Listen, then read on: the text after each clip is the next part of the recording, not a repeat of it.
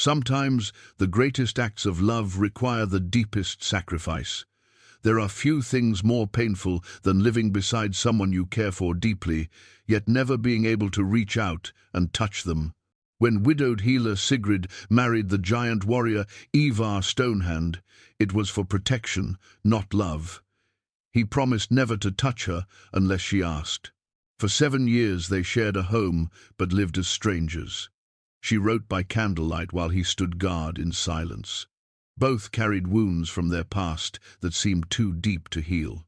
But on one stormy night, when danger threatened everything they had built together, this honorable giant would finally break his silence. What could drive a man who had kept his word for 7 long years to suddenly beg for what he had never dared to claim? Before we jump back in, tell us where you're tuning in from, and if this story touches you, make sure you're subscribed, because tomorrow I've saved something extra special for you. The morning mist clung to the fjord, like memories that refused to fade, and Sigrid Eriksdottir watched it from her kitchen window, as she had for 7 winters now. Her hands moved with practiced ease, grinding willow bark for the headache remedy old Bjorn would need later. The silver ring on her finger caught the pale sunlight, not the one Ivar had placed there on their wedding day, but the simpler band from her first marriage, worn smooth by years of worry and work. She had kept that ring through everything. Through Eric's death in the raiding season, when she was barely 25. Through the lean years when rival clans circled her small holding like wolves, scenting weakness. Through the marriage arrangement that had saved her lands but cost her the freedom to love again. The sound of splitting wood echoed across the courtyard, rhythmic and powerful. Ivar was already at his morning tasks, as reliable as the sunrise. She didn't need to look to know he'd been awake since before dawn, checking the perimeter, feeding the animals, ensuring everything was secure. In 7 years, he had never once failed in his duties as protector and provider. Through the window, she caught glimpses of him between the woodpile and the barn. Even at 42, Ivar Stonehand moved with the fluid grace of a man half his age. His massive frame, easily a head taller than any other man in the village, handled the heavy axe as if it weighed nothing. Dark hair, streaked with silver, fell past his shoulders. Scars crossed his arms, like a map of battles fought and survived. Above their shared hearth hung his war axe, the weapon that had made him legendary among the northern clans. Forged from the finest steel and etched with runes that spoke of victory and honor, it had not tasted blood since the day he'd hung it there. That had been part of their agreement. Ivar would lay down his weapons except in defense of home and family. He would become a guardian, not a raider. The arrangement had seemed practical when her uncle first proposed it. Sigrid needed protection for her lands and the small village that depended on her healing skills. Ivar needed respectability, a reason to leave behind the violence that had consumed his youth. Neither had spoken of love or desire. Those luxuries belonged to younger hearts with less complicated histories. Sigrid set down her grinding stone and moved to the large oak table where her writing materials waited. Each morning, after preparing the day's remedies, she would spend time with her chronicles. The leather-bound books contained the history of their village, birth records, seasonal observations, and stories passed down through generations. Writing had always been her refuge, a way to make sense of a world that often defied understanding. Today, she found herself staring at a blank page, her quill hovering uncertainly. Usually the words flowed easily, accounts of successful harvests, records of children born, notes about weather patterns. But lately, she'd been wrestling with how to capture something that felt too personal for the village chronicles, yet too important to ignore. The sound of Ivar's footsteps on the wooden porch broke her reverie.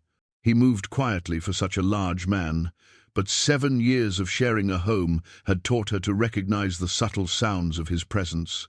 The door opened, with barely a whisper, another consideration he'd always shown, never wanting to disturb her work. "Good morning," his deep voice rumbled softly. Even after all these years, the sound of it still did something strange to her composure. "Good morning," she replied, not looking up from her blank page. It was their daily ritual, polite acknowledgement of each other's existence, nothing more. She heard him moving about the kitchen, heating water for tea, checking her supply of ingredients. He knew her routines as well as she knew his. In some ways, they functioned like a married couple, anticipating needs, sharing responsibilities, maintaining their home with seamless cooperation. In other ways, they remained complete strangers. Ivar placed a cup of steaming tea beside her elbow, the ceramic warming her hand when she reached for it. He'd remembered that she preferred honey instead of sugar, just as he'd remembered every small preference she'd ever mentioned in his presence. Such careful attention to detail, yet he maintained the emotional distance their arrangement required. "Thorson's wife will need the birthing herbs today," he said, settling into the chair across from her. It was far enough away to be respectful, close enough for conversation. "I'll escort you when you're ready." Sigrid nodded, grateful for his practical mind. Astrid Thorson was expecting her fourth child, and at 38, the birth carried more risks than her previous deliveries. "I'll prepare extra supplies. First births are unpredictable, but fourth ones can surprise you too." They fell into comfortable silence, Ivar sipping his tea while reviewing the day's tasks in his methodical way. Sigrid found herself studying his profile when she thought he wouldn't notice. Time had been kind to him, adding character without diminishing his strength. There were lines around his eyes now, carved by wind and weather rather than laughter. She realized with a start that she couldn't remember the last time she'd seen him truly smile, had he smiled at their wedding. The memory felt distant and formal, two people making vows of mutual benefit while half the village watched. She remembered feeling grateful, relieved even, but not joy. Joy seemed too dangerous when you'd already buried one husband and knew how quickly happiness could be stolen away. "The Eriksson boys were asking about weapon training again," Ivar said, pulling her back to the present. "Young Magnus especially. He's got good instincts." "He's only 15, Sigrid replied, though without real objection. In this harsh land, boys became men, quickly, and those who couldn't defend themselves rarely lived to see 30. "I was younger when I first held a sword," Ivar admitted, "but I'll be careful with them. Basic skills, only defense, not aggression." It was like him to make that distinction. The man who had once been feared across 3 kingdoms now spent his days teaching village boys how to protect their families rather than how to take from others. She wondered sometimes what that transformation had cost him, whether he missed the thrill of battle or the brotherhood of his former warband. "Your tea's getting cold," he observed gently. Sigrid realized she'd been staring again and quickly took a sip. The warmth spread through her chest, chasing away the morning chill. "Thank you for remembering the honey." "I remember many things," he said, and something in his tone made her look up sharply. But his expression revealed nothing, and the moment passed, like so many others, a glimpse of something deeper that neither Comptatu dared examine too closely. The morning routine continued its familiar pattern. Ivar would finish his tea, return to his outdoor tasks, and leave Sigrid to her writing and healing preparations. By evening, they would share a quiet meal, exchange necessary information about village matters, and retire to their separate chambers. 7 years of this careful dance, each respecting the boundaries that kept their arrangement stable and safe. But as Ivar rose to leave, Sigrid found herself speaking before she could stop herself. "Do you ever wonder?" She caught herself, heat rising in her cheeks. "Never mind. It's not important." He paused at the door, hand on the latch. For a moment, she thought he might ask her to finish the question. Instead, he simply said, "I wonder about many things, Sigrid, but wondering and speaking aren't always the same." After he left, she sat staring at her blank page for a long time. Finally, she dipped her quill and began to write, not in the formal tone of the village chronicles, but in the honest voice she used for her private thoughts. "There are different kinds of loneliness, the kind that comes from being truly alone and the kind that comes from being surrounded by care you cannot fully accept or return. 7 winters we have shared this roof, this life, these quiet mornings. He tends to my safety as faithfully as I tend to the village's health. We are bound by honor and necessity, protected by the careful distance we maintain. Yet sometimes, in moments like this morning, I wonder what we might have been if we had met under different circumstances, with hearts less guarded by grief and duty." She paused, quill hovering over the page. Such thoughts belonged in no chronicle, served no useful purpose, solved no practical problems.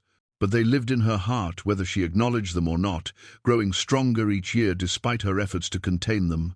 Outside, the sound of Ivar's axe resumed its steady rhythm. Soon, the sighs, villagers would begin their daily visits, seeking remedies, sharing news, bringing their troubles to the woman who had become their unofficial counselor and record keeper. Life would continue its predictable pattern, safe and stable and carefully controlled. Sigrid closed her private journal and opened the official village chronicle. Today she would record the weather, note Astrid Thorson's approaching delivery, and mention Ivar's plan to train the young men in basic defensive skills. These were the facts that mattered, the details future generations would need to understand their history. But sometimes, in the quiet moments between heartbeats, she wondered if the most important stories were the ones that never got written down at all. The raven arrived on the 3rd day of the storm, its black wings cutting through sheets of rain like an omen carved from darkness itself. Sigrid was grinding feverfew when she heard Ivar's sharp intake of breath from across the room. She looked up, to see him standing rigid at the window, every muscle in his massive frame coiled tight as a drawn bowstring. "What is it?" she asked, setting down her pestle. Without answering, Ivar moved to the door and stepped into the driving rain. The raven perched on their gate-post, a wooden token clutched in its talons, carved with symbols that made Ivar's face turn stone cold. Sigrid watched through the window as he approached the bird with the careful movements of a man expecting an attack. When he reached for the message, the raven cawed once and took flight, disappearing into the grey storm clouds. Ivar stood in the rain for a long moment, staring down at the carved piece of wood in his palm.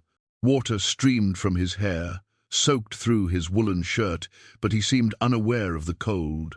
When he finally turned back toward the house, Sigrid saw something in his expression that made her stomach clench with dread. He entered silently, water pooling at his feet on the wooden floor.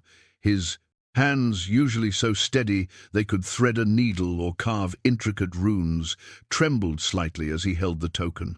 The carved symbols seemed to pulse with malevolent meaning in the firelight. "Ivar," her voice came out softer than intended. "What does it say?" For 7 years she had respected his silence about the past. She had never pressed him for details about the battles he'd fought, the enemies he'd made, or the reasons he'd chosen to lay down his weapons.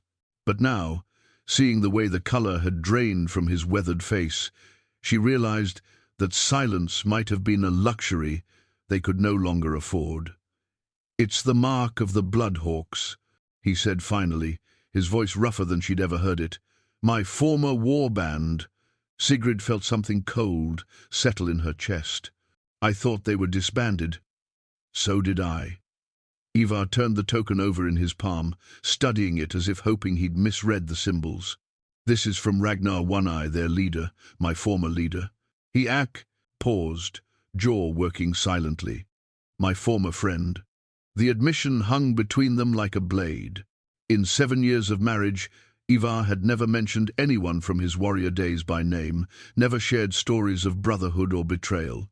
She had assumed his past was simply that past, dead and buried like her first husband. "What does he want?" she asked, though part of her already knew the answer would change everything. Ivar moved to the hearth where his war axe hung, its runes seeming to glow in the firelight. For a moment, Sigrid thought he might reach for it. Instead, his hand dropped to his side. "He's calling in an old debt, one I thought I'd paid long ago." "What kind of debt?" The question seemed to age him before her eyes. He sank into his chair, the wooden frame creaking under his weight. For the first time since she'd known him, Ivar Stonehand looked truly vulnerable. The kind that ends in blood if left unpaid. Sigrid set down her herbs and moved closer, close, enough to see the thin scars that crossed his knuckles, close enough to smell the rain in his hair. "Tell me, 10 years ago, before I came here, before I met you." He stopped, ran a hand through his wet hair. "I led a raid that went wrong. Bad intelligence, stronger defenses than we expected. Half our band was trapped, would have died if not for Ragnar's intervention. He saved my life and the lives of my men. That sounds like he was doing his duty as your leader." "It was more than duty." Ivar's voice carried the weight of old guilt. "He lost his right eye that day, taking a spear meant for me. Before that, he was considered the finest warrior in the Northlands. After—" he gestured vaguely. "A one-eyed warrior commands less respect, earns fewer followers." His reputation never recovered. Sigrid began to understand the shape of the debt. "And now he wants payment. He wants me to return, to help him with something that requires my particular skills." Ivar's laugh was bitter. "I used to be very good at taking things that belonged to other people. But you're not that man anymore." "Am I not?" He looked up at her then, and she saw something dangerous flickering in his dark eyes. 7 years of peace doesn't wash away 20 years of war, Sigrid. The skills remain, the instincts remain. Sometimes I lie awake at night, and my hands itch for the weight of a weapon." The confession hit her like a physical blow. She had thought she knew this man, understood the contours of his character. But here was evidence of depth she'd never suspected, currents of violence running beneath the calm surface of their shared life. "What will you do?" she asked. "I don't know." The admission seemed to cost him. "If I ignore the summons, Ragnar will come here. He'll bring the Bloodhawks, and they'll take what they want by force. If I go—" he stood abruptly, began pacing the small room like a caged wolf. "If I go, I become that man again, the man who takes and kills and burns, the man I swore I'd never be again." Sigrid watched him pace, seeing him clearly for perhaps the first time. This was not the gentle giant who chopped their wood and taught village boys defensive sword work. This was the warrior who had earned the name Stonehand, whose reputation had been fearsome enough to protect her lands simply through the marriage alliance. She had married a legend and convinced herself she'd tamed him into domesticity. "There's something else." His pacing stopped. "Something you need to know before you decide whether you still want me under your roof." "Decide." The word came out sharper than intended. "Ivar, this is your home too. Our arrangement was made with the understanding that I was retired from that life." His smile was grim. "Ragnar's message changes that. It makes me dangerous to be around." For 7 years, Sigrid had lived with careful emotional distance, protecting herself from the risk of caring too much. But faced with the possibility of losing him, she discovered that protection had been an illusion. Somewhere in the quiet mornings and shared meals, in the sight of his hands, gentle with frightened children, and his patience with elderly villagers, she had begun to care far more than their arrangement allowed. "What is it you haven't told me?" she asked. Ivar was quiet for a long moment, staring into the fire. When he spoke, his voice was barely above a whisper. "The night I left the Bloodhawks, I took something that belonged to Ragnar. Something precious." "What?" "His daughter." The words hit the room like thunder. Sigrid felt the world shift around her, pieces of a puzzle she hadn't known existed, suddenly clicking into place. "You rescued her?" "I stole her." His voice was flat, matter-of-fact. "She was 14, meant to be married off to seal an alliance Ragnar couldn't otherwise afford. The marriage would have been—" he paused, jaw clenching. "She would not have survived. So I took her away in the night and delivered her to relatives in the far western settlements. That's why you left the warband. That's why Ragnar let me leave. He could have hunted me down, killed me for the betrayal. Instead, he said the debt would come due someday. Ivar gestured to the raven token. Today is that day. Sigrid felt something fundamental shifting in how she saw him. This man who had shared her home, who had been unfailingly respectful and gentle, had once defied his own warband to save a child from a brutal fate. The realization sent warmth spreading through her chest, even as fear tightened around her heart. "Where is she now?" she asked. "Safe. Married to a good man, mother to 3 children, living the life she chose instead of the one that would have destroyed her." His voice softened. "I never regretted that choice, even knowing this day would come."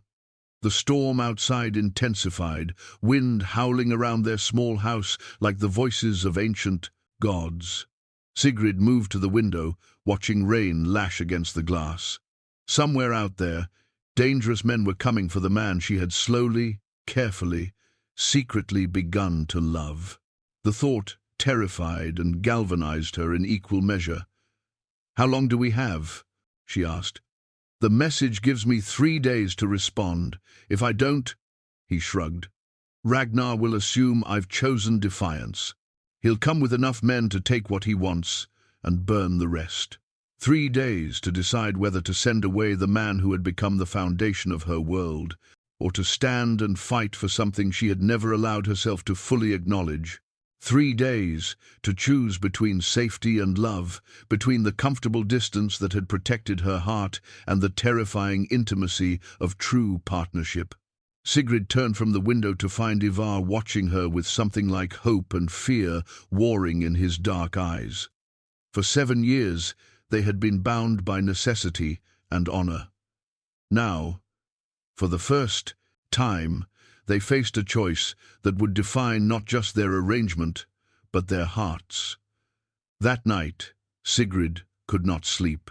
She lay in her small chamber, listening to the storm rage outside and the even more turbulent sounds from across the hall. Ivar was restless too. She could hear him moving about, the creak of floorboards under his weight, the soft scrape of something being set down and picked up again.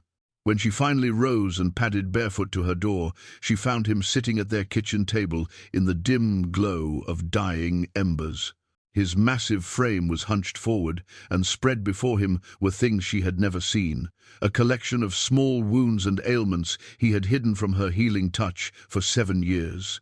"You're hurt," she said softly, not wanting to startle him. He looked up, and in the firelight she could see the exhaustion etched in the lines around his eyes. Old injuries, they ache when storms come. Without waiting for permission, she moved to her herb chest and began gathering supplies. "Why didn't you tell me? I could have prepared something for the pain years ago." It seemed, he paused, watching her hands select familiar remedies. "It seemed wrong to burden you with reminders of the violence that earned these scars." Sigrid approached the table where she could see the extent of what he'd been hiding. A poorly healed cut along his left forearm, raised and angry even after all these years. Burn marks on his right hand that spoke of heated weapons or cooking fires during campaigns. Most concerning was the way he favored his left shoulder, a stiffness that suggested old damage to muscle and bone. "May I?" she asked, gesturing to the shoulder. For a moment he hesitated. Then, slowly, he pulled off his woolen shirt, revealing the full map of his warrior past. Scars crossed his chest and back like silver threads against weathered skin, each one telling a story she had never been allowed to hear. But it was the shoulder that made her breath catch a deep depression where something had struck him with terrible force, leaving the muscle twisted and the bone slightly malformed. "Ragnar's spear," Ivar said quietly, following her gaze. "The day he lost his eye, saving mine. A Saxon berserker put this through my shoulder before Ragnar took off his head." Her hands moved over the old injury with professional assessment, feeling how the damaged muscle pulled and bunched. No wonder he split wood with such careful, controlled movements. He had been working around this pain for years without complaint. This must hurt constantly. she murmured, fingers finding the knots of tension that had built around the injury. Less than it used to. His voice was strained as she pressed against a particularly tight spot. The first few years after, I could barely lift my arm above my head. She began working the cramped muscle with gentle pressure, using techniques her mother had taught her for easing the suffering of old warriors. Under her hands, she felt some of the tension begin to release, heard the soft sound of relief that escaped him despite his efforts to remain stoic. "Better?" she asked. "Much." He was quiet for a moment as she continued her ministrations. "Sigrid, about what I told you earlier about taking Ragnar's daughter. You did the right thing." Her hands never paused in their work. "Whatever the cost, you saved a child from a terrible fate. That matters more than any debt or honor between warriors." "Does it?" He turned slightly to meet her eyes. "Even if it brings danger to your door? To the village that depends on you?" She had been asking herself the same question since learning about the Raven message. By rights, she should urge him to leave, to draw the danger away from innocent people who had never chosen to be part of this old conflict. It would be the practical decision, the safe choice. But as she worked to ease pain he had carried alone for years, Sigrid found herself thinking about different kinds of courage. The physical bravery that had made him a legendary warrior was obvious, but it had taken another kind of strength to walk away from that life, to choose protection over conquest, to spend 7 years being gentle with people who would never know how deadly he could be. "The village chose you as their protector when they accepted our marriage," she said finally. "They knew they were taking on your enemies along with your sword arm. That was part of the bargain. And you," his voice was carefully neutral, "what did you bargain for, Sigrid?" The question hung between them like a challenge. For 7 years, they had maintained the fiction that their arrangement was purely practical mutual benefit without emotional entanglement. But seated here in the intimate darkness, with her hands on his scarred skin and his guard lowered by pain and exhaustion, that fiction felt impossible to maintain. "I bargained for safety," she said, honestly, "for protection and stability and the right to live without fear." She paused, working at a particularly stubborn knot of muscle. "I got more than I expected." "What do you mean?" She considered her words carefully. "I expected to live with a stranger who would keep his distance and do his duty. Instead, I got a man who remembers that I prefer honey in my tea, who teaches children patience along with sword work, who hangs his weapons on the wall and tends a garden with the same hands that once—" She stopped herself. "That once killed for gold and glory," he finished quietly. "That once saved a child who had no one else to save her." Sigrid moved her hands to his neck, feeling the tension that lived there too. "I think I know who you really are, Ivar Stonehand. The question is whether you know who you want to be." He was quiet for so long she thought he might not answer. Under her hands, she felt his breathing slow and deepen as the pain that had kept him awake began to ease. When he finally spoke, his voice carried a vulnerability she had never heard before. "I want to be the man worthy of the woman who would risk everything to heal old wounds at midnight." He paused. "But I'm afraid that man and the warrior Ragnar is calling for can't exist in the same body." "Why not?" The question surprised them both. "Why can't you be both? Strong enough to protect what matters, gentle enough to deserve it." "Because warriors take what they want." His voice was barely above a whisper. "And what I want—" He stopped, jaw clenching. "What do you want?" she asked, though her heart was racing with the suspicion that she already knew. Instead of answering, he reached up to cover her hand with his. The contact sent warmth shooting up her arm, electric and dangerous and long denied. For 7 years, they had been so careful not to touch, except in passing, not to let their skin meet with any intention behind it. Now, his calloused palm completely engulfed her hand, and she could feel the controlled strength in his fingers, the careful restraint that kept him from gripping too tightly. It was the touch of a man who knew his own power and chose to wield it gently. "I want what I promised never to take unless you gave it freely," he said finally. The admission hung between them, changing everything and nothing all at once. Because she had known, somewhere deep in her carefully guarded heart, that this moment would come eventually. 7 years of shared mornings and quiet evenings, of watching him choose kindness over strength, of seeing him tend to everyone's needs but his own, had been leading to this. "The debt Ragnar is calling in," she said, not moving her hand from beneath his. "What exactly does he want you to do?" The next morning dawned grey and heavy, the storm having passed, but leaving the air thick with unspoken tension. Sigrid found herself at her writing table earlier than usual, her chronicle book open before her, but instead of recording weather or village happenings, she wrote words that surprised her with their honesty. "For the first time in 7 years, I touched my husband's skin with intention. Not the accidental brush of fingers when passing bread, not the careful distance we maintain while tending daily tasks, but the deliberate touch of a healer and perhaps something more. His scars tell stories I was never allowed to ask about, pain he carried alone rather than burden me with reminders of his violent past. Yet in tending those wounds, I began to understand that the gentleness I have treasured in him was not the absence of strength, but the careful control of it." She paused, quill hovering over the page. These words belonged in no village chronicle, would serve no purpose except to give voice to feelings she had spent years denying.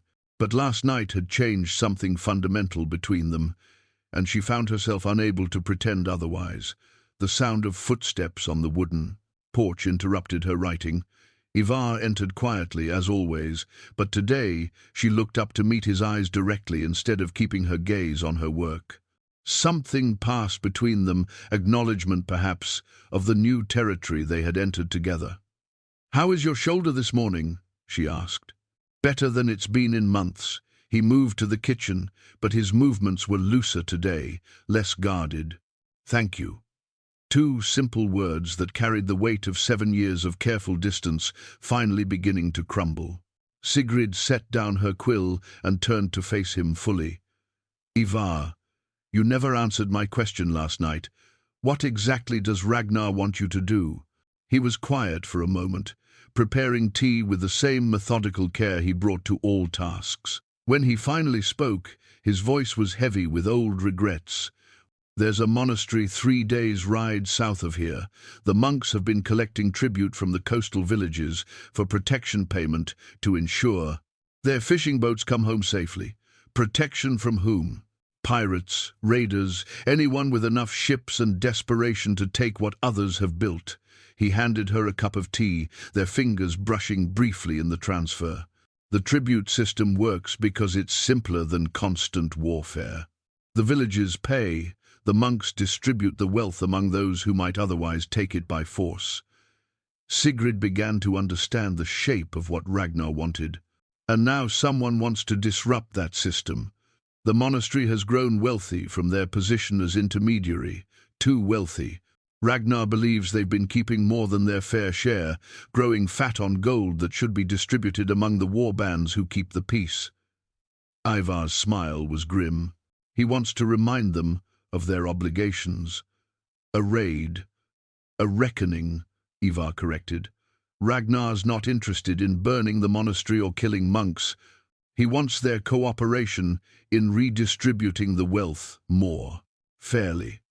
But to get that cooperation, he needs someone skilled in taking things that are well defended. The monastery sits on an island connected to the mainland by a narrow causeway, defensive walls, trained guards, and enough warning of approaching ships to call for reinforcements." Ivar met her eyes. "It would take someone with intimate knowledge of siege tactics and the ability to approach unseen. Someone like you." "Like I used to be," he corrected quietly. Sigrid set down her tea and moved to the window, looking out at the village where children played between houses and women hung laundry despite the grey sky. These were the people who depended on Ivar's protection, who had accepted their marriage as guarantee of safety. If he left to help Ragnar, they would be vulnerable. If he refused, Ragnar would bring his warband here. There's another option, she said finally.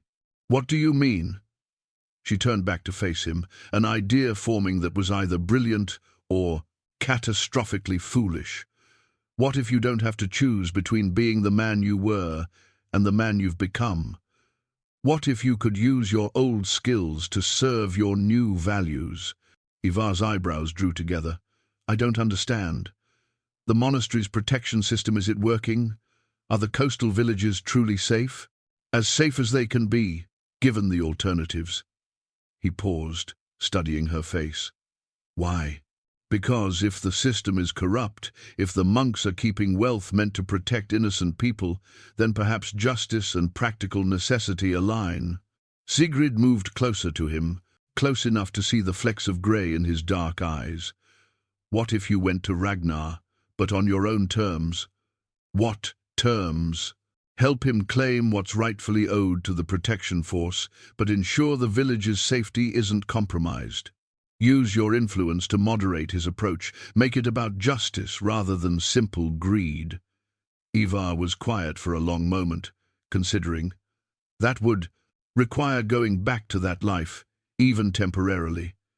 Becoming the strategist and warrior again. Yes, she admitted, but not becoming the man who takes whatever he wants. Becoming the man who takes only what serves justice and protects the innocent. And if Ragnar doesn't accept those limitations, the question hung between them like a blade. Sigrid reached out, slowly, and placed her hand over his heart. She could feel its steady rhythm beneath her palm, strong and sure, and achingly familiar after 7 years of careful distance.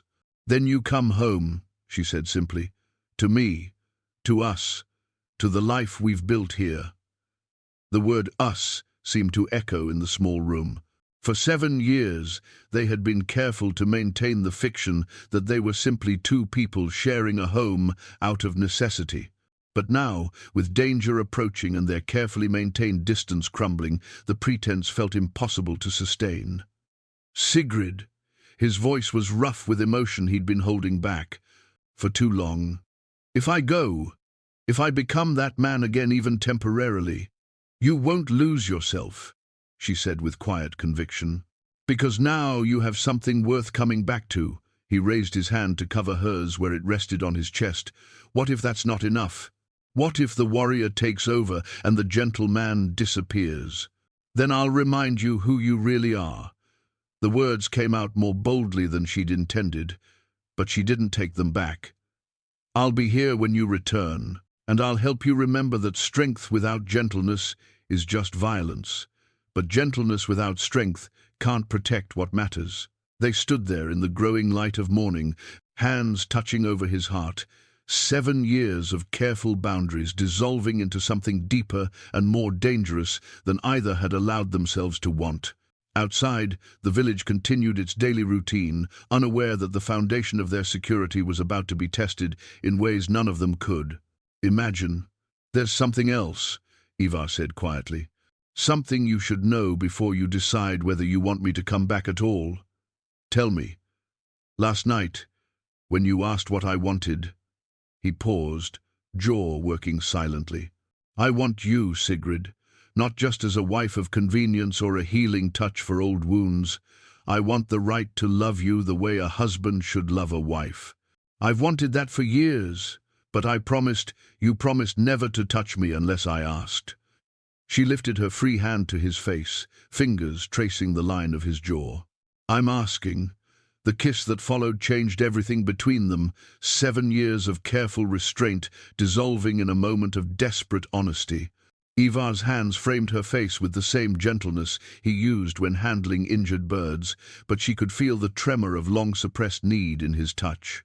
When they finally broke apart, both were breathing hard, foreheads pressed together in the intimate space they had never allowed themselves to share.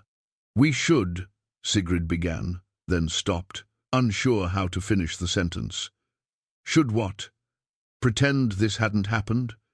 Return to their careful dance of polite distance? The thought felt impossible now that she had tasted what they could have together. We should prepare, Ivar said quietly, though his hands remained gentle on her face. If I'm going to meet Ragnar, I need to be ready. And you need to know how to protect yourself and the village if things go wrong." The practical words grounded them both, pulling them back from the edge of something that could consume them if they weren't careful. But the warmth between them remained, a new understanding that changed the color of everything they did together. Over the next 2 days, their home transformed into something Sigrid had never expected to see. A place of weapons and strategy, where the gentle giant she had married revealed glimpses of the legendary warrior he had been.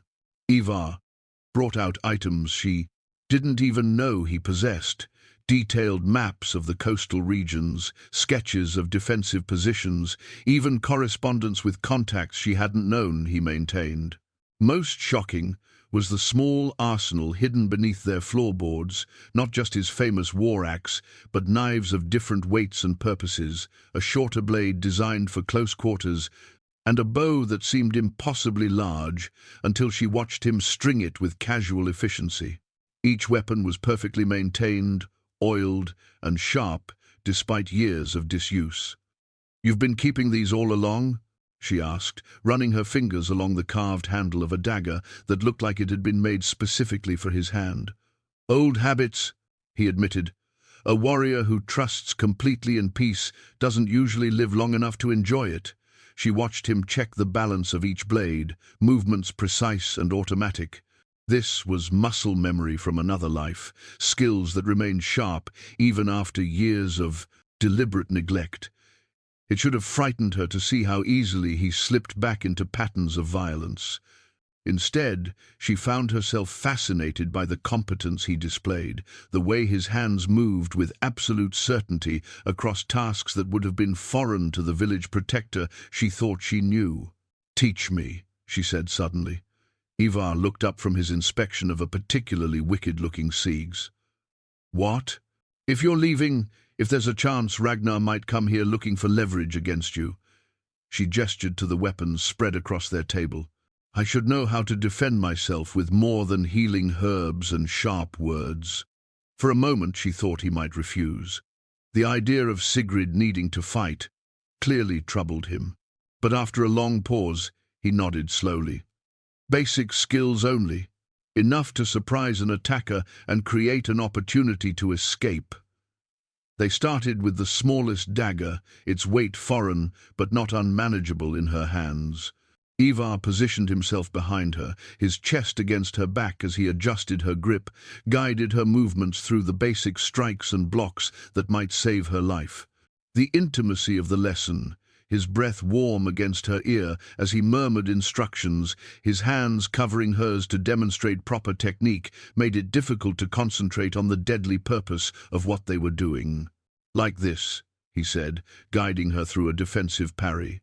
"Don't try to match strength against strength. Use their momentum against them. Redirect rather than resist." The philosophy seemed to apply to more than just knife work. Sigrid found herself thinking about the approaching confrontation with Ragnar, the way Ivar was preparing to redirect old loyalties and violent expectations towards something resembling justice. Perhaps that was the key to everything, not fighting against the currents of their past, but finding ways to channel them toward better purposes. "Again," Ivar said, and they repeated the movement until her body began to remember the pattern. "Better. You're thinking too much. Trust your instincts. My instincts tell me to heal people, not hurt them. Sometimes healing requires removing the source of harm first."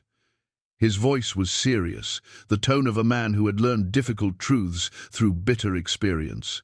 The monks taking more than their share, pirates who ignore the protection agreements, leaders who sacrifice the innocent for personal gain, their infections in the body of the community. Sometimes surgery is the only cure. She turned in his arms to face him, the dagger still light in her hand. "Is that how you justify what you used to do? Violence as medicine?" "I don't justify what I used to do," he said quietly. "I did what I was paid to do, took what I was strong enough to take, and told myself that might made right, because it was easier than examining whether my actions served any purpose beyond my own enrichment." He paused. hands still gentle on her waist, despite the deadly lesson they were sharing. But now, if I go to Ragnar, if I use those skills again, I want it to be for something better than gold and glory. For justice. For protection of those who can't protect themselves. For ensuring that the strong serve the weak instead of preying on them. His smile was tired but determined. For the right to come home to a woman who sees me clearly and chooses to love me anyway. The admission hung between them like a confession. Love, the word they had both been dancing around, the feeling that had grown slowly over 7 years of shared mornings and careful kindness. Now, with danger approaching and their future uncertain, it seemed like the most important truth they could speak. "I do love you," Sigrid said simply. "Not the legend or the protector or the man you used to be. You, the person who remembers my preferences and tends injured animals and chooses gentleness when he could choose dominance. Even knowing what I might have to become again to keep you safe." She lifted the dagger between them, its blade catching the light from their hearth. "Especially knowing that, because now I understand that the capacity for violence and the choice of gentleness aren't opposites. They're two sides of the same strength." That evening, they sat by the fire together, closer than they had ever dared before. Sigrid wrote in her chronicle, while Ivar maintained his weapons, but now their separate activities felt like parts of a shared purpose. She was recording not just village events, but the story of their transformation from convenient strangers to something deeper and more dangerous than either had planned. He was preparing to face his past so they could have a future worth protecting. Tomorrow he would ride out to meet Ragnar and the Bloodhawks. Tonight they had each other, and the warmth of honest feelings finally spoken aloud. They spent that final night together as husband and wife, in truth for the first time. 7 years of careful distance finally bridged by honesty and desperate need. In the quiet darkness of their shared bed, Sigrid discovered that Ivar's gentleness extended to every aspect of his nature. His touch, reverent and patient, his whispered endearments carrying the weight of years of silent longing. When morning came, she understood why he had waited, why he had needed her explicit invitation.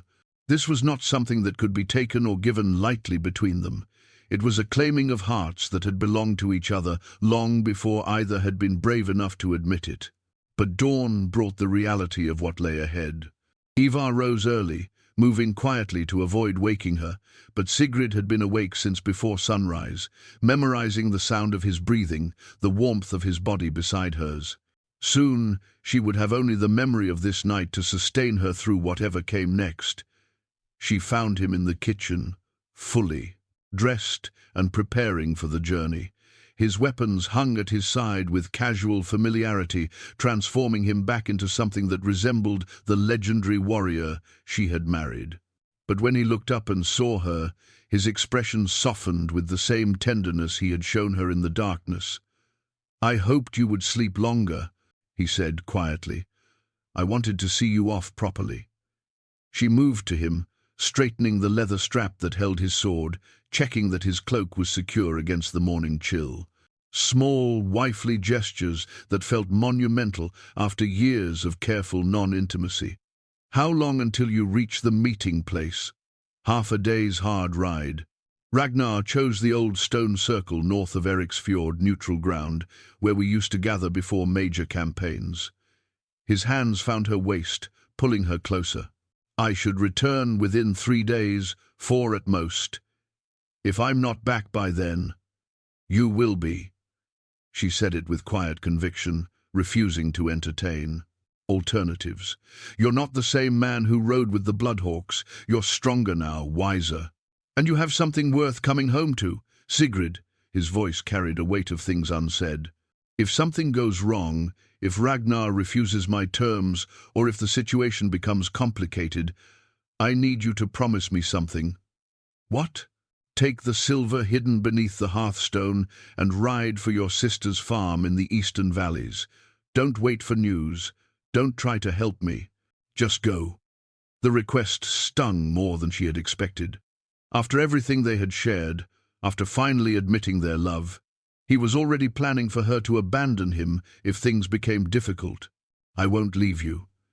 You will if it means staying alive." His hands tightened on her waist, not painfully but with enough pressure to emphasize his seriousness. "Promise me, Sigrid. I can face whatever Ragnar has planned if I know you're safe. But if you're in danger because of choices I made," she saw the fear in his eyes then, deeper than any concern for his own safety. This was a man who had faced death in battle countless times without flinching, but the thought of her being hurt because of his past terrified him in ways no physical threat could. "I promise," she said finally, though the words tasted bitter. "But only if you promise to come back to me. Whatever Ragnar wants, whatever the cost, find a way to come home." "I promise." They held each other in the growing light, both knowing how easily such promises could be broken by circumstances beyond their control. But sometimes promises were less about certainty and more about intention, the determination to fight for what mattered most, even when the odds seemed impossible. A knock at the door interrupted their farewell. Ivar's hand moved instinctively to his weapon before he recognized the pattern. 3 slow raps. Pause. 2 quick ones. A signal from the village watch. Young Magnus Eriksson stood on their porch, barely 16, but already carrying himself with the responsibility Ivar had been teaching the village boys. His face was pale with excitement and concern. "Riders approaching from the north," he said breathlessly. 3 of them, armed but not showing hostile intent. "The watch captain thought you should know." Ivar's expression grew grim. "How far out?" "Maybe half an hour at their current pace. They're not hiding their approach, but they're not exactly advertising themselves either." Sigrid felt cold settle in her stomach. "Ragnar? Possibly, or an advance party sent to ensure I received his message." Ivar turned to Magnus. "Tell the watch to maintain distance but keep them in sight. No aggressive moves unless they show clear hostile intent. Can you do that?" "Yes, sir." The boy's face showed both fear and determination. "Should we prepare for trouble?" "Always prepare for trouble," Ivar said with a slight smile. "But hope for wisdom to prevail instead." After Magnus left, they stood in their kitchen, facing the reality that their time together might be measured in minutes rather than hours. The carefully planned farewell, the gradual separation they had both been steeling themselves for, evaporated in the face of immediate danger. "Stay inside," Ivar said, checking his weapons one final time. "If these are Ragnar's men, they'll want to see that I received the message, maybe deliver additional terms. It should be a brief conversation. And if it's not, then everything we discussed last night becomes immediate rather than theoretical." He pulled her against him for one last kiss, fierce and desperate and full of things they hadn't had time to say. "I love you, Sigrid. Whatever happens next, remember that. I love you too." The words came easier now, no longer weighted with years of denial and careful restraint. "Come back to me." He left through the front door, walking with the confident stride of a man comfortable with his own lethality. Sigrid watched from the window as he crossed their courtyard toward the village common, noting how his presence seemed to calm the gathering crowd of concerned villagers. Even after 7 years of peace, they still looked to him for leadership when danger threatened. The riders appeared as dark shapes against the grey morning sky, their horses moving at a steady pace that suggested neither urgent haste nor casual travel. As they drew closer, Sigrid could make out details, leather armor, weapons worn with familiarity, faces that carried the hard edges of men who made their living through violence. But it was the banner they carried that made her blood freeze. Not Ragnar's raven symbol, but something else entirely, a red serpent coiled around a broken crown. She had seen that symbol before, in the stories Ivar had finally begun sharing about his past. These weren't Ragnar's men coming to negotiate terms. These were the enemies he had made when he chose to save a young girl rather than honor his warband's alliance. And they had found him at the worst possible moment, when his heart was finally open and vulnerable, when he had something precious to lose. The lead rider removed his helm as they approached, revealing a face that made Ivar's blood run cold. Thorvald the Red-Handed, a mercenary captain who had once served the same lords as the Bloodhawks before a bitter dispute had torn their alliance apart.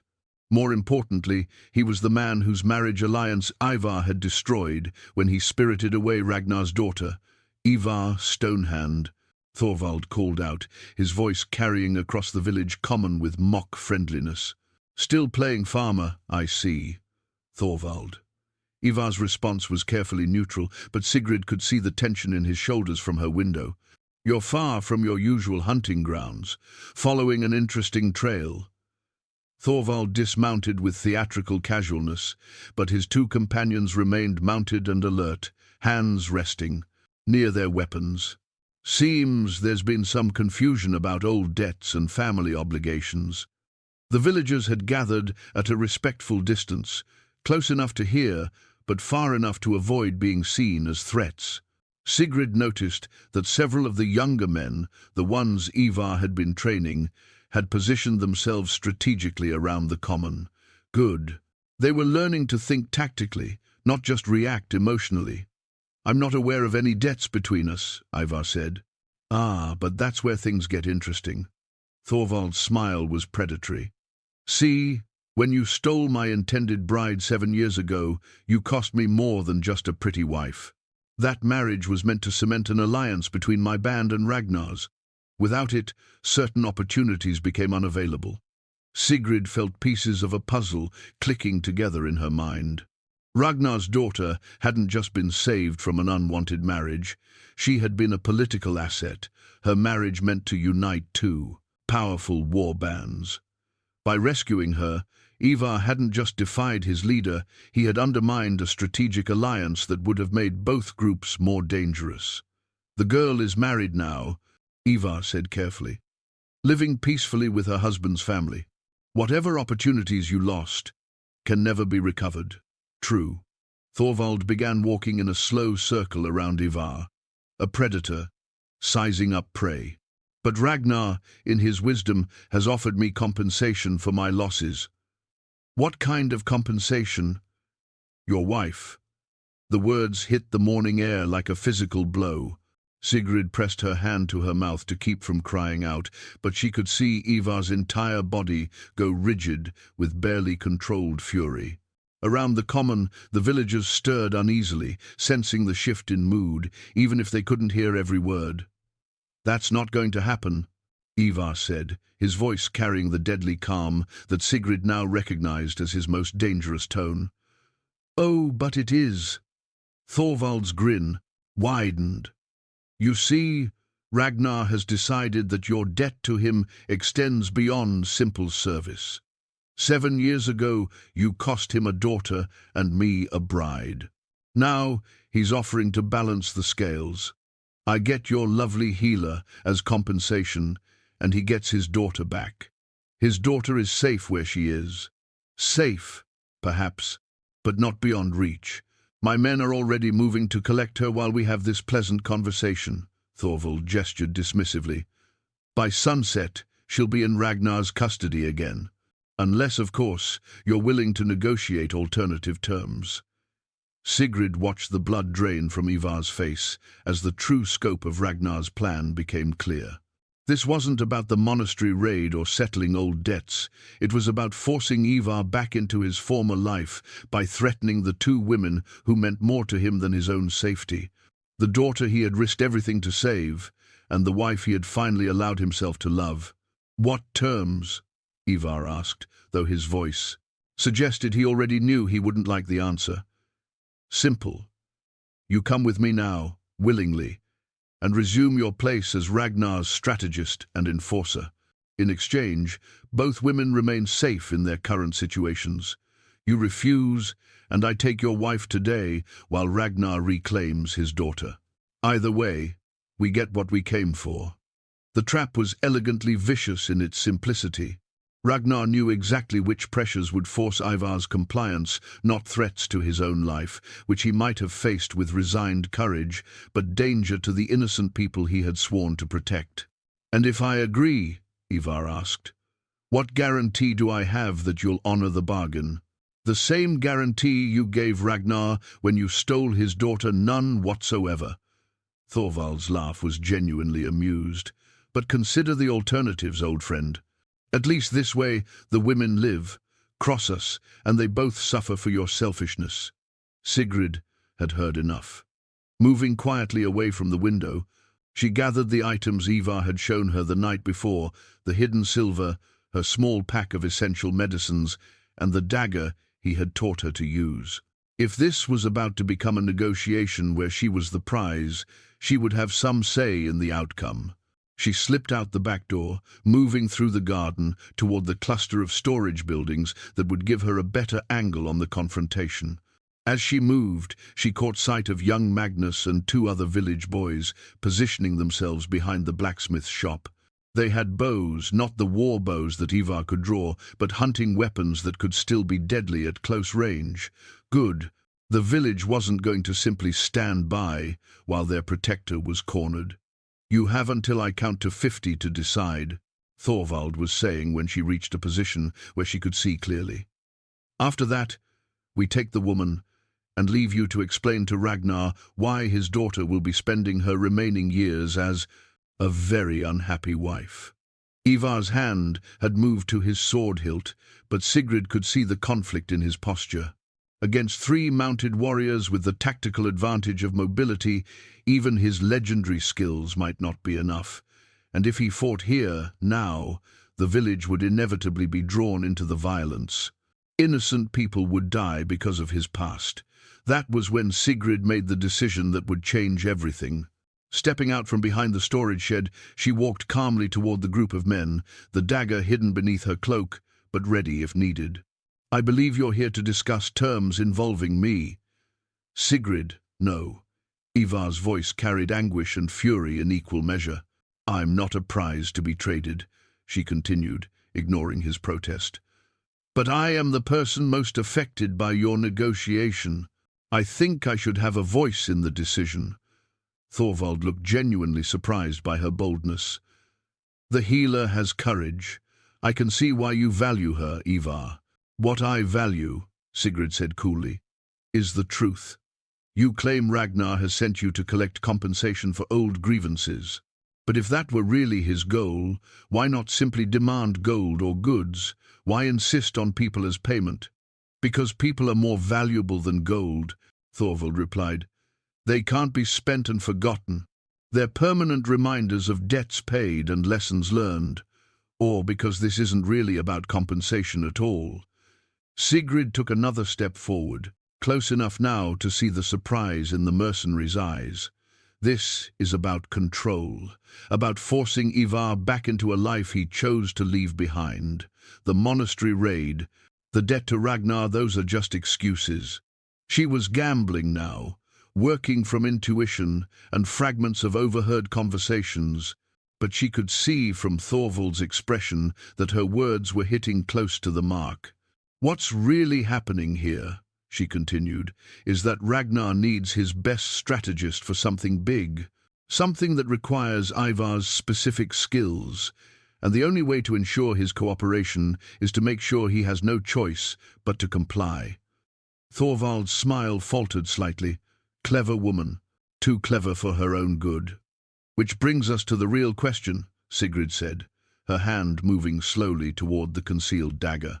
"What happens to clever women who know too much about Ragnar's plans?" The question hung in the morning air like the blade of an executioner's axe. Thorvald's expression shifted from amused condescension to something far more dangerous as he realized that Sigrid had pieced together more than he'd intended to reveal. His hand moved to his sword, hilt with casual menace. "Women who ask the wrong questions," he said slowly, "tend to have very short conversations." But before he could draw steel, the morning erupted into controlled chaos. Magnus and his fellow village boys rose from concealment with bows drawn, arrows nocked, and aimed at the three mounted warriors.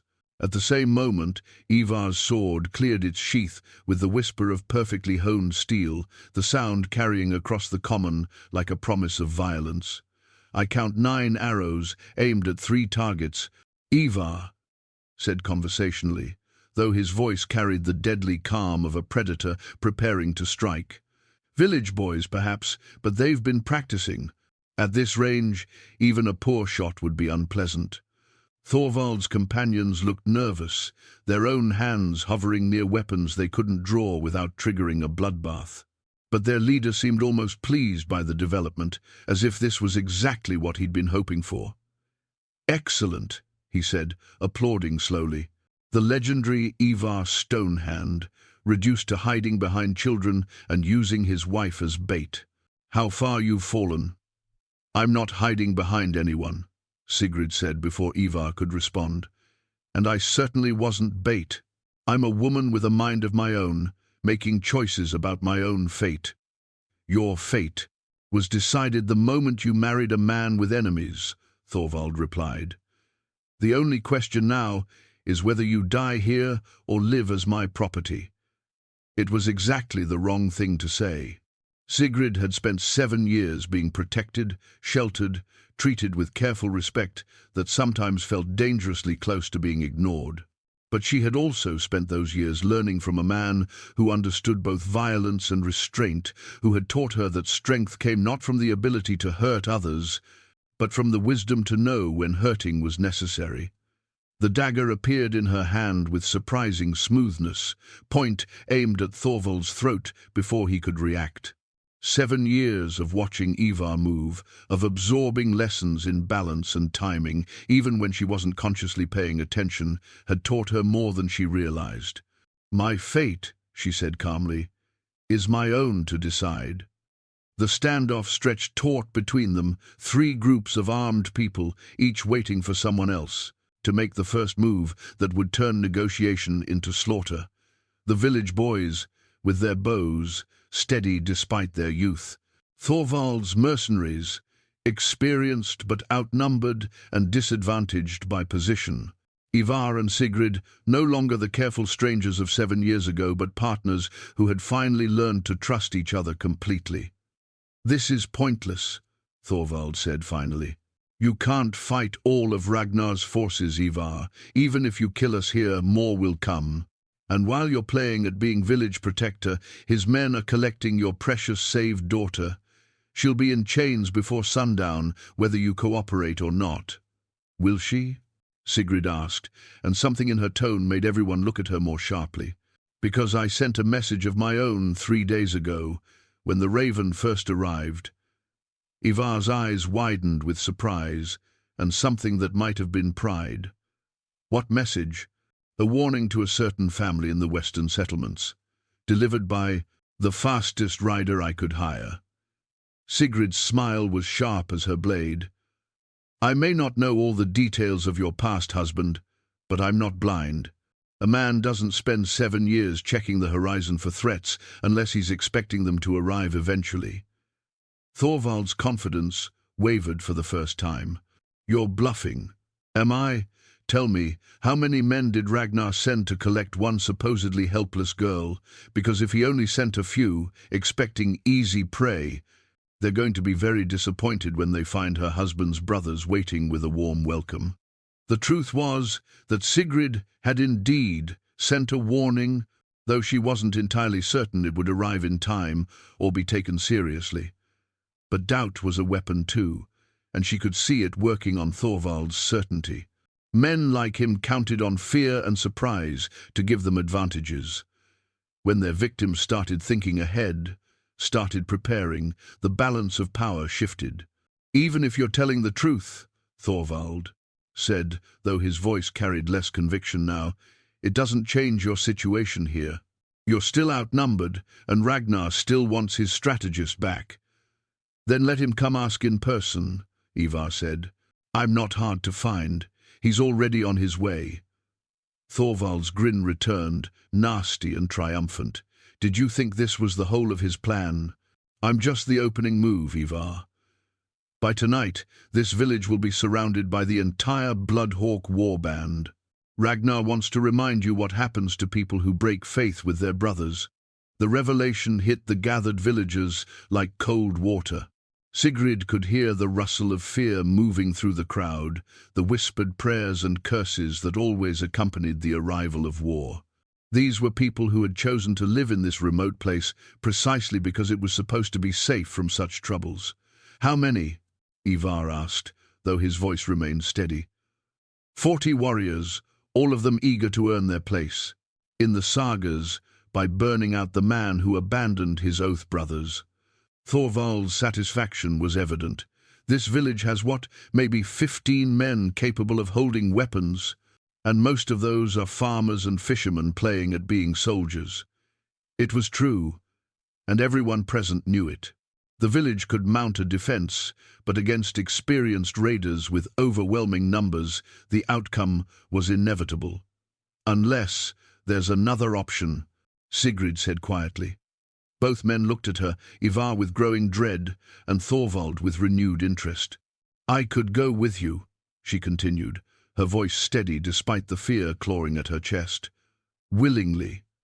As compensation for your lost bride and guarantee of Ivar's good behavior, that would give Ragnar what he wants, without the expense and risk of attacking a defended position. Sigrid, no.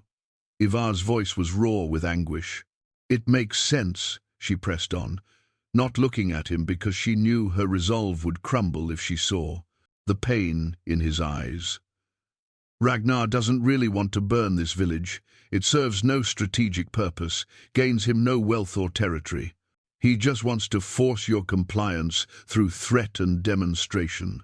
And you think sacrificing yourself will accomplish that?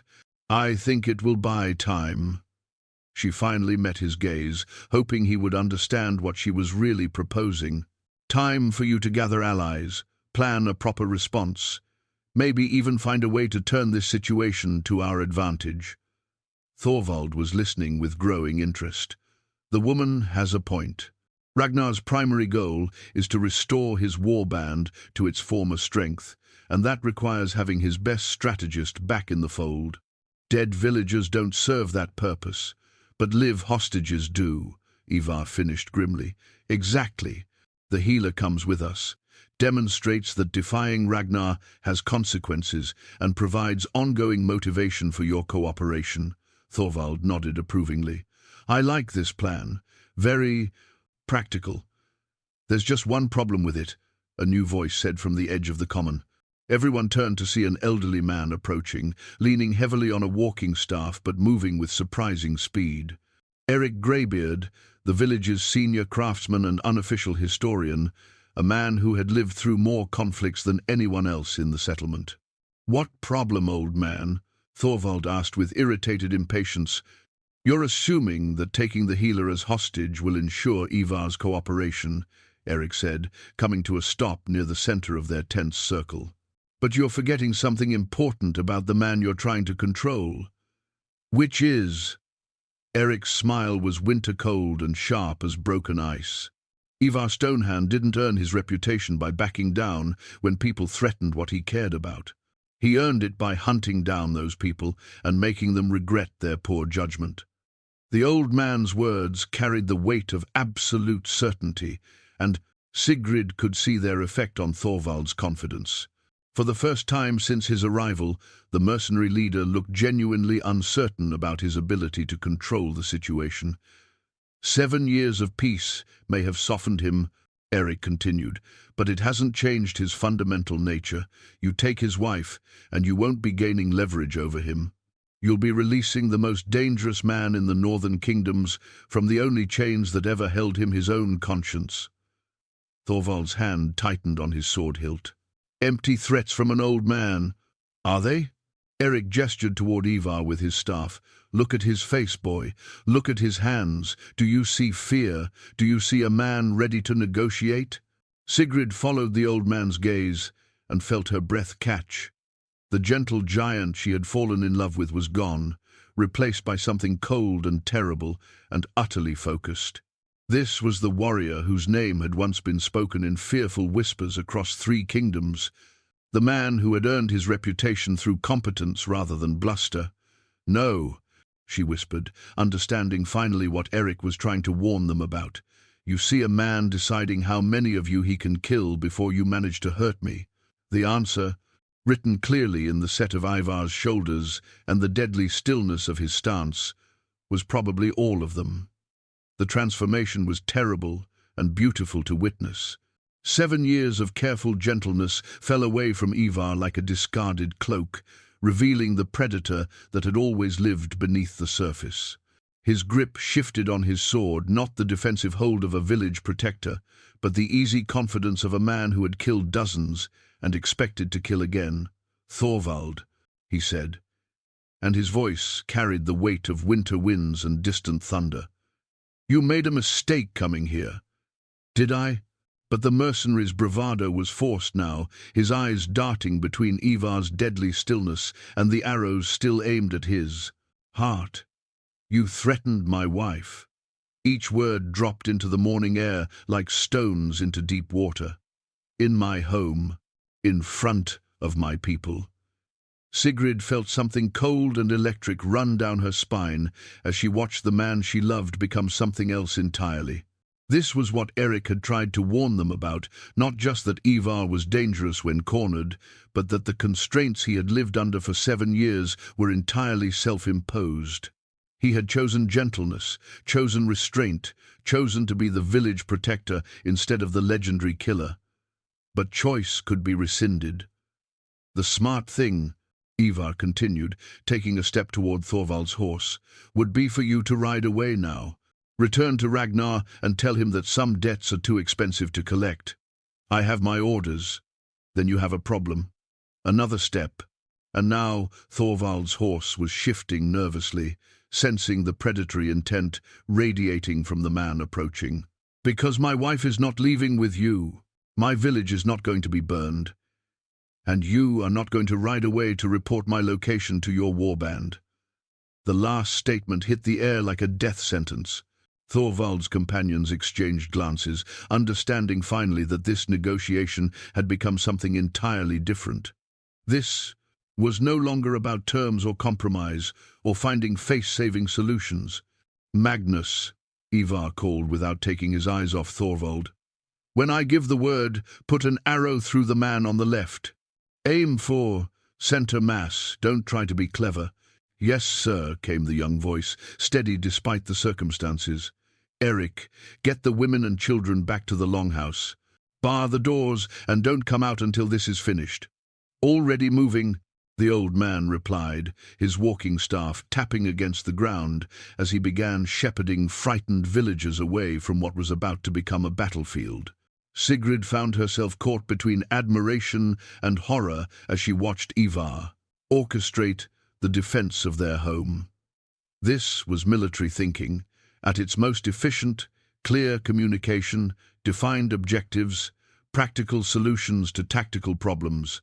But the ease with which he slipped back into command of violence was terrifying in its implications. "Sigrid," he said, still not looking away from his targets, "step back, far back." She wanted to argue, wanted to stand beside him as an equal partner in this fight. But she also understood that her presence in the battle zone would force him to divide his attention between offense and protection, potentially costing both their lives.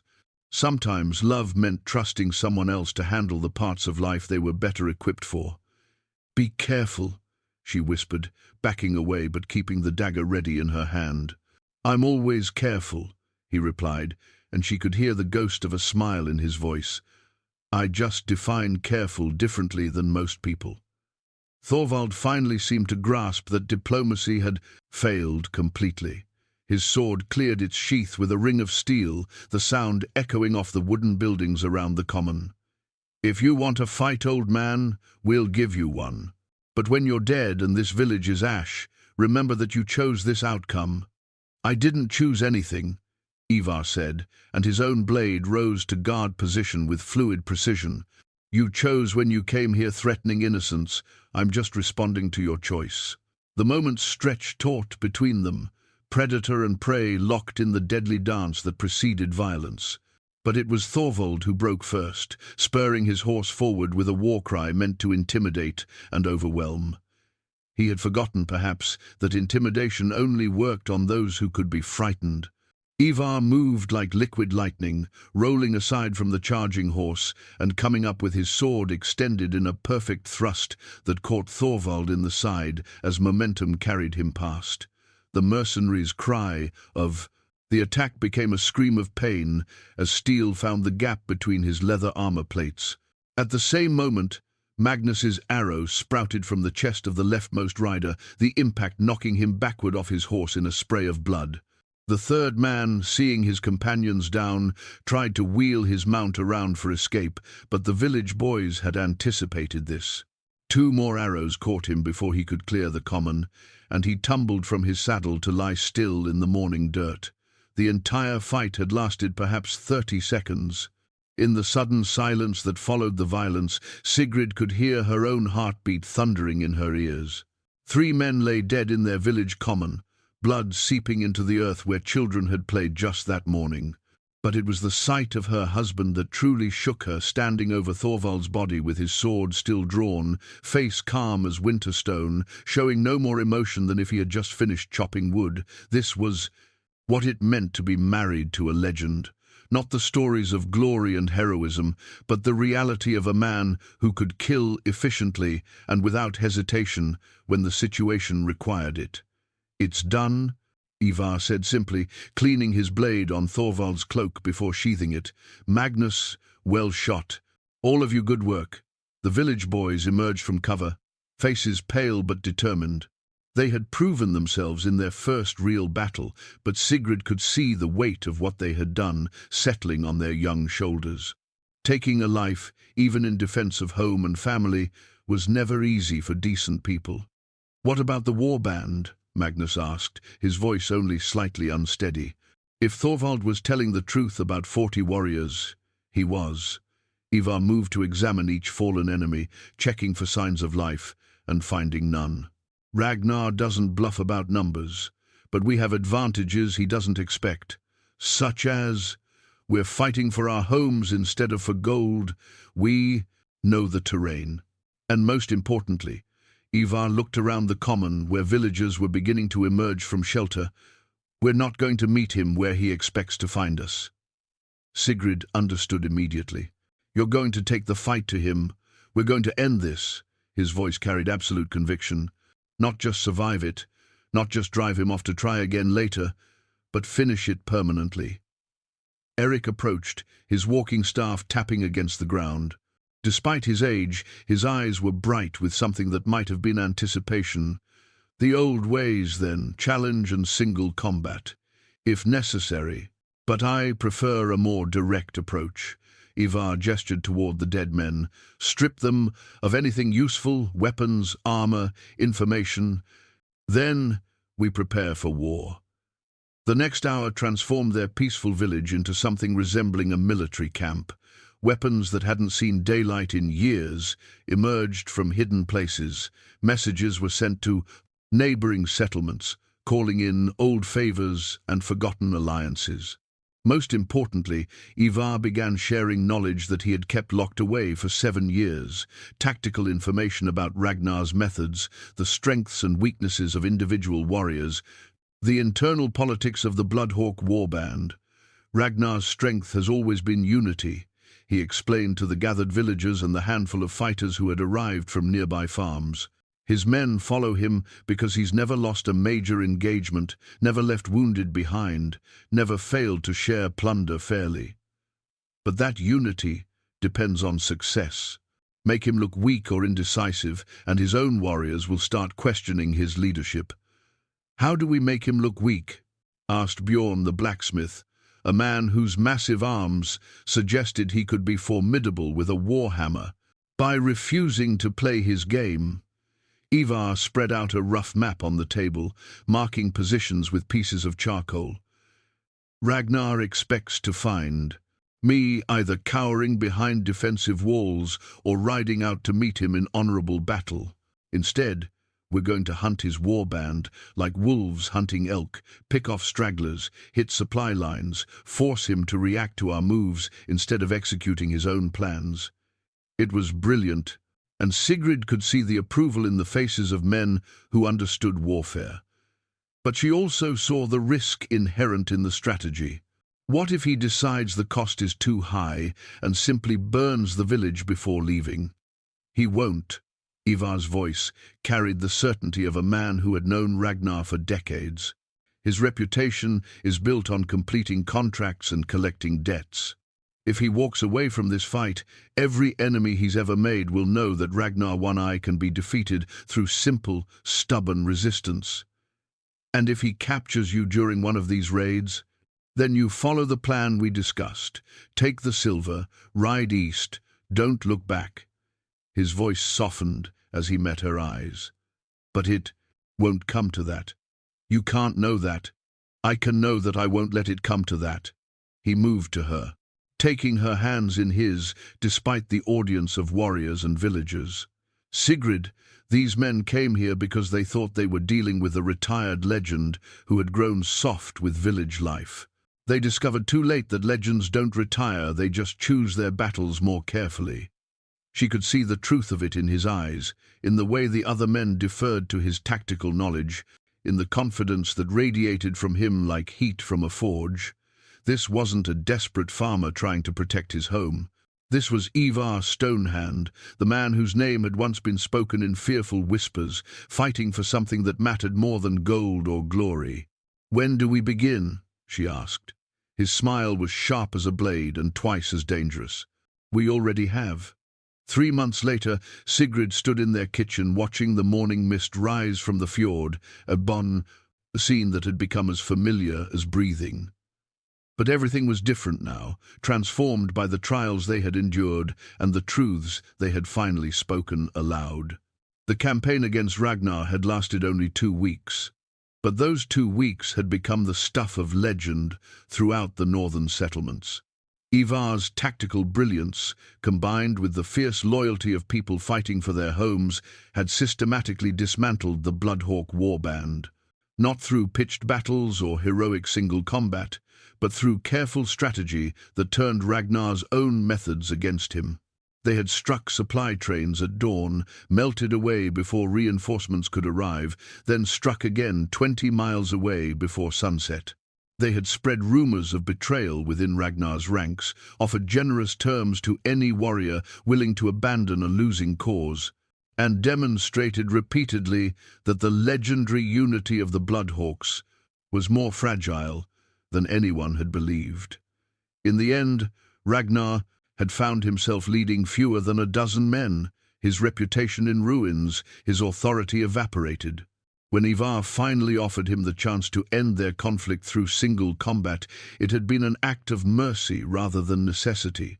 The outcome was never in doubt. Ragnar was a competent warrior, but he had never been in Ivar's class, even in his prime. Age and desperation had only widened the gap between them. The fight had lasted perhaps 5 minutes. Afterward, Ivar had knelt beside his former friend as Ragnar's life bled away into the autumn grass, offering what comfort he could to a man who had chosen the wrong path home. "The girl," Ragnar had whispered with his final breath. "Is she truly happy?" "She has 3 children and a husband who adores her," Ivar had replied. "She tends a garden and writes letters to friends and never has to fear that someone will decide her value based on political necessity." Ragnar had smiled then, the expression surprisingly peaceful. "Good, that's good." Now, standing in the peace they had fought to preserve, Sigrid reflected on how much had changed since that stormy night when the raven first arrived. The careful distance between her and Ivar had been replaced by genuine intimacy, not just physical, though their nights together had become a source of joy she had never expected to find again, but emotional partnership that grew stronger with each shared challenge. "Deep thoughts this morning?" Ivar's voice came from behind her, warm with the affection they no longer bothered to hide. "Grateful thoughts," she corrected, turning to accept the cup of tea he offered. "I was remembering the woman I used to be so afraid of caring too much, so convinced that love was a luxury I couldn't afford. And now, I understand that love isn't a luxury. It's the source of everything worth fighting for. She sipped her tea, honey sweetened exactly the way she preferred. That woman would never have had the courage to face down armed mercenaries or tend wounds in the middle of a war camp. That woman also wouldn't have thought to send advance warning to the western settlements, Ivar pointed out. Your quick thinking saved lives, Sigrid. Ragnar's men found empty houses and armed defenders instead of helpless victims. It was true. The message she had sent, driven by intuition and desperation rather than any coherent plan, had arrived just hours before Ragnar's raiders. Instead of finding an easy target, they had walked into a carefully prepared ambush that left most of them dead and the rest fleeing in panic. The rescue of Ragnar's daughter, which should have been the cornerstone of his strategy against Ivar, had instead become another nail in the coffin of his credibility as a leader. "I've been thinking about something else too," Sigrid said, setting down her cup and moving to the small table where her writing materials waited. "About stories and the people who preserve them. Oh, for years, I've been recording the daily events of village life, births and deaths, weather patterns, harvest yields. Important information, but not the whole truth." She opened her chronicle to a fresh page, quill poised over the ink. "I want to write our story, Ivar. Not the legend of Ivar Stonehand the warrior, but the truth of what happened here. How two wounded people found healing in each other, how love can make someone strong enough to change everything they thought they knew about themselves." He was quiet for a moment, considering. "That's not the kind of story that usually gets written down. Exactly why it should be." She dipped her quill and began to write, her hand moving with confident strokes across the parchment. "The sagas are full of heroes who win glory through violence and kings who build empires through conquest. But this is a story about something rarer, a warrior who found the courage to be gentle, and a woman who learned that protecting what you love sometimes requires the strength to fight for it." As she wrote, Ivar moved behind her chair, reading over her shoulder in the comfortable way that had become natural to them. His hands rested on her shoulders, strong and sure and infinitely careful, the same hands that had wielded sword and axe with deadly skill, now offering nothing but tenderness. "How does it end?" he asked quietly. "With the understanding that some battles are worth fighting, some debts are worth paying, and some promises are worth keeping even when they cost everything." She paused, looking up at him with eyes that held no shadows of doubt or fear, and with the knowledge that the strongest warriors aren't those who never know defeat, but those who choose what's worth defending in the first place. Outside their window, the village continued its daily rhythm. Children played in the common, where blood had once been spilled. Women hung laundry while their husbands tended fields and flocks. Life went on, peaceful and secure, protected by the love of two people who had finally learned to trust each other completely.